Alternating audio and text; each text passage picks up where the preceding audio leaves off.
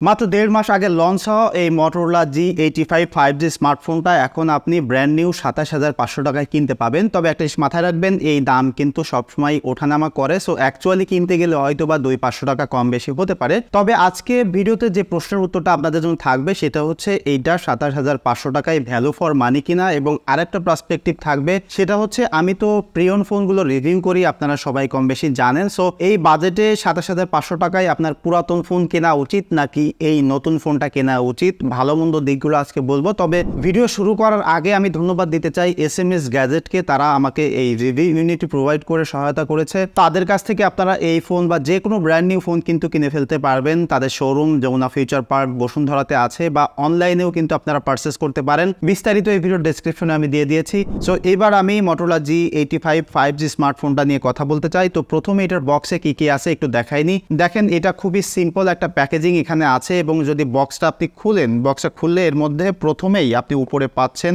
স্মার্টফোনটাই। তো এটা এখানে রেখে দিয়ে আপনি বাকি কি কি আছে একটু দেখে নেন। এখানে একটা ডকুমেন্টেশন আছে, সাথে একটা সিম ইজেক্টর টুল আছে এর ভিতরে, এবং একটা পাওয়ার অ্যাডাপ্টার আছে। এটা 33 ওয়াটের পাওয়ার অ্যাডাপ্টার। এটা ইন্ডিয়ান ভেরিয়েন্ট, এই কারণে 33 ওয়াট আছে। তবে ইন্টারন্যাশনাল ভেরিয়েন্টগুলোতে কিন্তু 30 ওয়াটের একটা চার্জার থাকে, এবং টাইপ A to C একটা কেবল পাচ্ছেন। সো এই ফোনটার ইন বক্সে আপনি কিন্তু সবকিছু পেয়ে যাচ্ছেন, অর্থাৎ এখানে কিছু টাকাও সেভ হচ্ছে, সাথে এই অ্যাক্সেসরিজগুলো আপনি অথেন্টিক পেয়ে যাচ্ছেন। অন্যান্য অনেক ব্র্যান্ড কিন্তু এখন এই জিনিসগুলো প্রোভাইড করে না। এবং যদি ফোনটা খোলেন, ফোনটা খুললে এখানে আপনি একটা কেসিংও পেয়ে যাচ্ছেন। সো এখানে কিন্তু আনবক্সিং এক্সপিরিয়েন্সটাও ভালো হচ্ছে, অনেক টাকা সেভিংও হচ্ছে। এটা খুবই পজিটিভ একটা দিক। এই ফোনটার সব থেকে ভালো দিক যেটা আমি এটা ব্যবহার করতে যে প্রথমেই নোটিস করছি সেটা হলো এটার ডিসপ্লে। এখানে আপনি 6.67 ইঞ্চির একটা POLED ডিসপ্লে দেখতে পাচ্ছেন, এবং এই ডিসপ্লেটার রিফ্রেশ রেট 120 হার্টজ পর্যন্ত যেতে পারে, এবং এর যে ব্রাইটনেস আছে সেটা একদম প্রপার লাইটেও ভিজিবল থাকে। ফ্রন্ট থেকে দেখলে একটা ইনফিনিটি ডিসপ্লের মতো মনে হচ্ছে, কারণ এটা হালকা কার্ভ ডিসপ্লে, উপরে নিচে ন্যারো চিন বেজেল, অর্থাৎ একটা প্রিমিয়াম ফোনের যে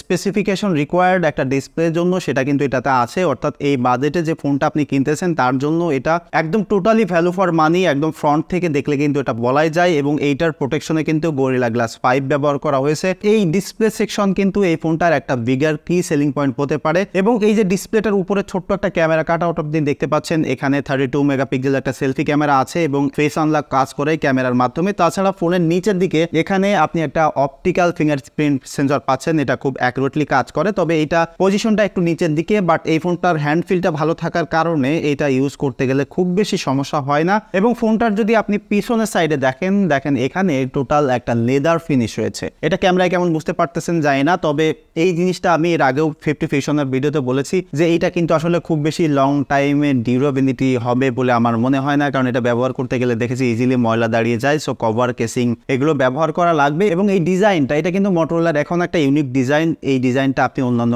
মডেলেও পাচ্ছেন, এবং এই ডিজাইনটা আসলে পার্সোনাল প্রেফারেন্স, অনেকের কাছে ভালো লাগবে, আবার কারো কাছে ভালো নাও লাগতে পারে। এবং এখানে দুইটা ক্যামেরা সেন্সর দেখতে পাচ্ছেন, এগুলোর বিস্তারিত ক্যামেরা আমি সেগমেন্টে বলবো। এবং এখানে কিন্তু কোনো প্রকার ওয়্যারলেস রিভার্স চার্জ নাই। এবং এই ফোনটার যে বিল্ড কোয়ালিটি সেটা কিন্তু খুব বেশি প্রিমিয়াম না। আপনি ডিসপ্লে সেগমেন্টে উপরের দিক থেকে দেখলে যত ভালো লাগে, ব্যাক সাইডে কিন্তু ওরকম প্রিমিয়াম ম্যাটেরিয়াল ব্যবহার করা হয়নি, যেহেতু এটা একটা লোয়ার এন্ডের ফোন।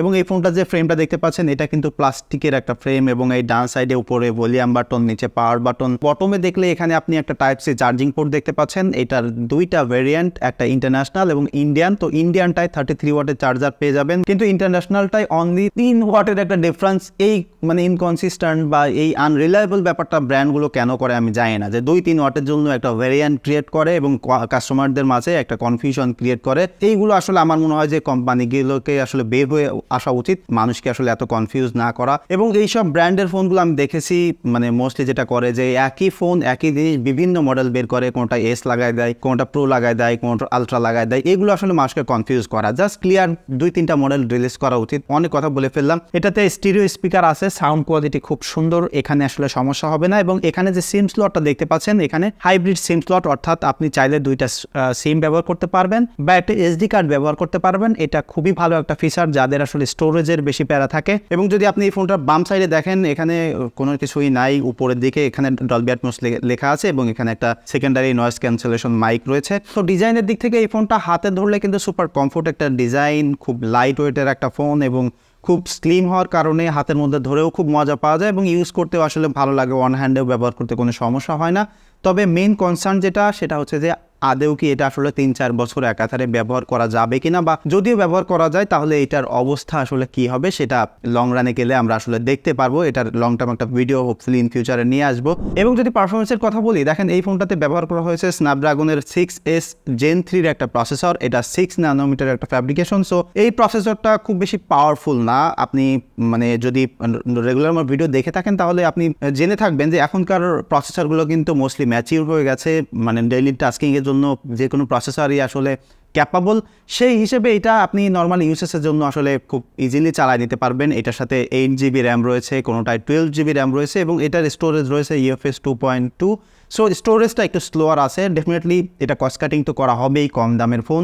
তবে এটা খুব বেশি পাওয়ারফুল প্রসেসর না, সহজ কথাই বলতে। আপনি যদি এই দামে প্রিয়ন ফোন কেনেন, এর থেকে খুব ভালো পাওয়ারফুল প্রসেসরের ফোন পেয়ে যাবেন এবং ওভারঅল কম্বিনেশন, বাট এইটা সেই দিক থেকে আসলে অনেক পিছিয়ে আছে। গেমিং করার জন্য ডেফিনেটলি এই ফোনটা কেনা উচিত হবে না। জাস্ট এইটার যে রিফ্রেশ রেট আছে এবং ওভারঅল মিলায় মোটামুটি একটা স্মুথলি চালানো যায়। তবে normal uses like social media use করা, ইউটিউব ভিডিও টিডিও দেখা, মুভি টুভি দেখা, সেগুলো ভালোভাবে চলে। তবে এটা একটা জিনিস বলে রাখি, সেটা হচ্ছে যে এটাতে কিন্তু ইউটিউবে only full HD video playback করতে পারে। তবে সেটাও কিন্তু খুব সুন্দর দেখা যায়, যেহেতু এটার ডিসপ্লেটার কালার খুবই সুন্দর এবং ডিসপ্লেটার এক্সপিরিয়েন্সটা আসলে সমস্যা হবে না। সো মিডিয়া এনজয় করতে গেলে কিন্তু প্রবলেম হচ্ছে না, বাট গেমিং করতে গেলে হেভি ইউজারদের জন্য কিন্তু এই ফোনটা রেকমেন্ডেড না, সেটা একটু মাথায় রাখবেন।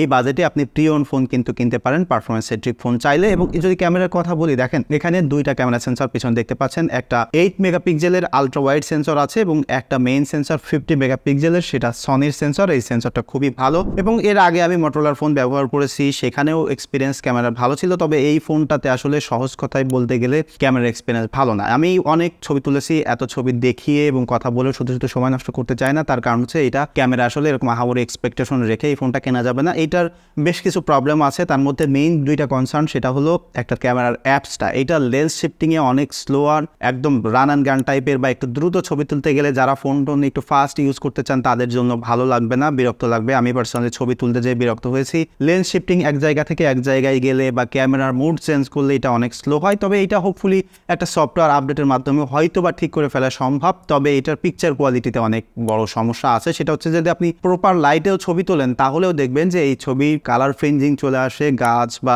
আপনার বিল্ডিংয়ের এজগুলো দেখলে আপনারা বুঝতে পারবেন। সো একটা রিলায়েবল ক্যামেরার ফোন কিন্তু এই বাজেটে এটা না। যদিও এটাতে আপনি ফোকাল লেন্থের ইস্যু ফেস করতেছেন না, কারণ এখানে 0.5x 1x 2x এর ছবি তুলতে পারতেছেন ডিজিটালি। আবার ডাইনামিক রেঞ্জও ভালো তুললেও পিকচার কোয়ালিটি ভালো না। আবার পিকচারের আরও একটু প্রবলেম আছে, সেটা হচ্ছে যদি একটু হাইলাইটেড বা একটু লো লাইটেড এরিয়া থাকে, লো লাইটে একটু জুম করলে আপনারা ওখানে অনেক নয়েজ দেখতে পারবেন। আমি জানি না এই ভিডিওতে দেখে আপনারা হয়তো বুঝতে পারতেছেন কিনা, বাট আমার ছবি তোলার এক্সপিরিয়েন্স থেকে আপনাদেরকে বলতে পারি। এবং ক্যামেরা সেন্ট্রিক ফোন কিন্তু এটা ডেফিনেটলি না, কারণ আপনি যদি এই বাজেটে ক্যামেরার ফোন পেতে চান তাহলে কিন্তু অনেক অপশন আছে প্রিয়ন ফোন, সেগুলো কিনলেও কিন্তু ভালো ক্যামেরার এক্সপিরিয়েন্স পেয়ে যাবেন। এবং এই ফোনটা যদি পোর্ট্রেটের কথা বলি, দেখেন এইটাতে পোর্ট্রেট তোলা যায় এবং সেটা খুবই ভালো। ওই যে নর্মাল ছবির কথা বললাম সেগুলো আসলে অত বেশি ভালো না, অনেক প্রবলেম আছে, কালার ফ্রিঞ্জিং এটা সেটা, কিন্তু পোর্ট্রেটের ক্ষেত্রে এটা নাই। এটা খুব সুন্দর এজ ডিটেক্ট করতে পারে এবং মোটরোলার কিন্তু কালার প্রোফাইল বা পিকচার স্টাইল খুবই ভালো, ফেসটা স্মুথ করে, একদম রেডি টু আপলোডের মতো, একদম ভিডিও একটু পাঞ্চি টাইপের, খুব ভাইব্রান্স পিকচার, ফেসটাকে একটু ইনহ্যান্স করে একটু ব্রাইটেন করে। সেই হিসেবে পোর্ট্রেটগুলো দেখতে কিন্তু খুবই ভালো লাগে। তবে যে প্রবলেম সংকট সেটা হচ্ছে এটার ফোকাল লেন্থ। এটার যে মেইন সেন্সর সেটাকে চাইলে ডিজিটালি 2x ছবি তোলার ক্যাপাবিলিটি দেওয়া যেত, বাট এখানে কিন্তু দেয়নি, কারণ এটা একটা কম দামের ফোন। এবং পোর্ট্রেটের কোয়ালিটি ভালো থাকলেও এটার কিন্তু ওভারঅল পিকচার কোয়ালিটিতে আসলে মজা পাবেন না। এবং এটা নাইট মুডে শুধুমাত্র মেইন ক্যামেরা দিয়ে ছবি তোলা যায়, অন্যান্য সেন্সর দিয়ে নাইট মুডে ছবি তোলা যায় না।